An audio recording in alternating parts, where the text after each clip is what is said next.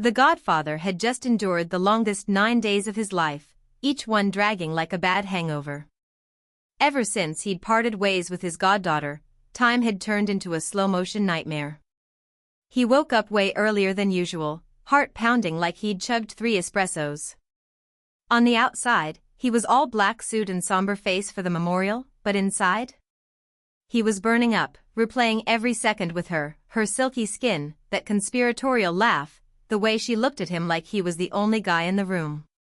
He'd rehearsed what he'd say when he saw her again, because now she wasn't just his goddaughter. She was his woman. The Godfather, pushing 60 but feeling like a horny teenager, was completely off the rails. His heart and his brain were in a cage match, and logic was losing bad. He didn't get it, he hadn't felt this scrambled since high school. Meanwhile, she was wide awake but still in bed, staring at the ceiling fan spinning lazy circles. Her husband, a night shift nurse, was snoring off his double shift. With him out cold, she let her mind wander. She could still feel the Godfather's breath, hot and ragged against her neck, his hands mapping every inch of her like he was memorizing a treasure map. She'd been raised strict Catholic, guilt was practically her middle name, but with him, she'd unleashed something feral, like a wildcat that had been caged her whole life. She rolled out of bed in her red silk pajamas, only bothering to button the top 3. The morning sun was already turning the room into a sauna, and her curves moved like they had a mind of their own.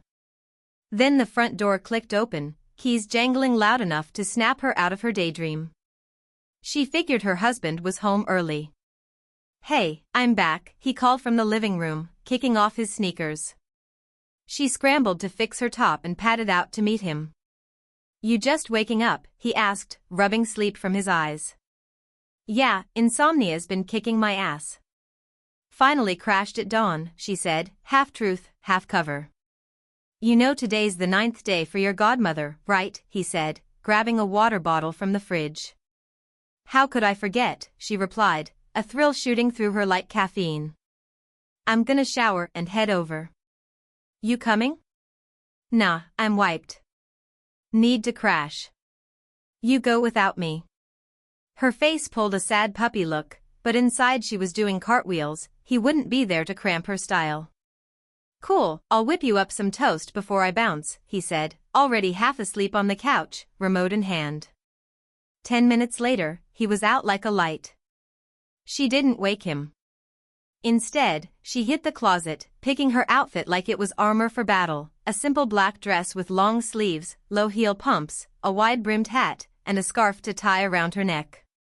No jewelry, she wasn't trying to draw extra eyes. Back at the Godfather's place, he was parked in his recliner, leg bouncing like a jackhammer. Every creak of the floorboards or car door outside had him jumping. Friends and family were already milling around with coffee and casseroles, but she wasn't there yet. Doubt crept in hard.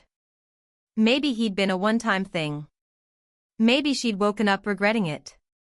He'd gone all out anyway, shaved close, combed what hair he had left, even dug out the cologne he saved for weddings. Then his daughter's voice cut through the chatter, "Welcome. So good to see you. Come on in, Dad's right over there." He shot up like a teenager and crossed the room in 3 strides. He pulled her into a hug that lingered way past polite, whispering in her ear, "I missed you so damn much. Thought you bailed." "No way I'd miss this," she whispered back, voice low and smoky. "I'm finally living, like I hit the reset button on my whole life. You've ruined me for anyone else, you know that? You lit up my world." His palms were sweating through his shirt. Her words were gasoline on an already roaring fire. He was hard before she finished the sentence, and no amount of small talk was putting that out. "Come on," he said, tilting his head toward the kitchen. "Let's get you some coffee." He let her walk ahead, eyes glued to the sway of her hips under that dress. The kitchen was buzzing with cousins chopping onions and stirring pots. He flagged down a niece to pour her a mug, then slipped a folded note under the saucer. "Gotta greet some folks," he muttered, disappearing into the crowd.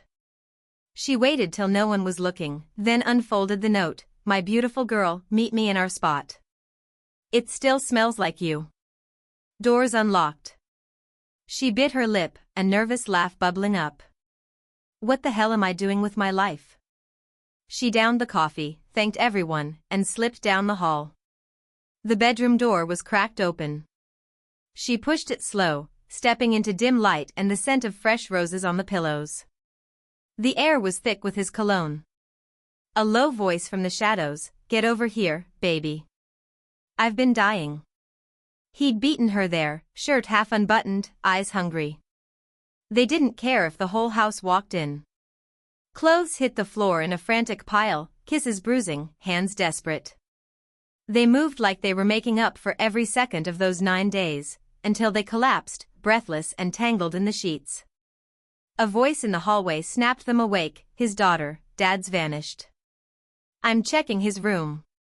They froze, hearts hammering louder than the headboard had been 5 minutes ago.